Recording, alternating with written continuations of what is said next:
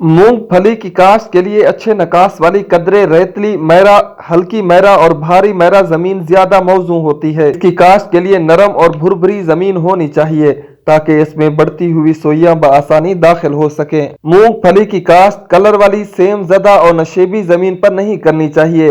अगरचे ये भारी जमीन पर भी काश्त हो सकती है, लेकिन ऐसी हालत में जमीन में नमी बदतर कम हो जाने की वजह से सोइयां आसानी से जमीन में दाखिल नहीं हो सकती, जिसकी वजह से बर्दाश्त मुश्किल होने के अलावा फलियां भी छोटी और भद्दे रंग की हो जाती हैं। जिन इलाकों में सालाना बारिश मुनासिब वक्फों के साथ 20 से 40 तक होती है, वहां ये फसल बड़ी कामयाबी के साथ काश्त की जा सकती है। काश्त से पहले खाद को अच्छी तरह छट्टे के साथ या ड्रिल के साथ जमीन में मिलाकर काश्त मुकम्मल करनी चाहिए। बिजाई से पहले बीज को फफूंद कुछ दवाई जरूर लगानी चाहिए। मूंगफली में फैलने वाली इकसाम शरह बीज फी हेक्टर 60 से 80 किलोग्राम, जबकि गुच्छेदार इकसाम में शरह बीज फी हेक्टर 75 से 100 किलोग्राम। बरानी इलाकों खसूसन पोटोहार में मूंगफली की काश्त का मौजू वक्त माह अप्रैल तक होता है।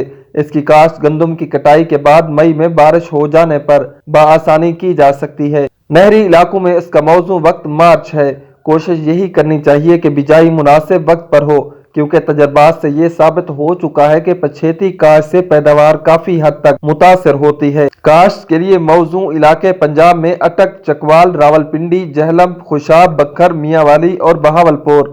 सिंध में सांगड़ और लाड़काना। सरहद में मर्दान, सवाबी, कोहाट, करक, डी खान, पारा चिनार और मालाकंड एजेंसी। मूंगफली की काश्त के लिए तरवत्तर की जरूरत होती है। अच्छी तरह से तैयार हुई जमीन में फसल कतारों में काश्त करनी चाहिए ताकि सिफारिश करदा फी हेक्टर पौधों की तादाद हासिल की जा सके। अगर पौधों का दरमियानी फासला 4 इंच दरकार हो तो 1 मीटर में 10 पौधे, और अगर दरमियानी फासला 6 इंच दरकार हो तो 1 मीटर में 7 पौधे लगाए जाएं।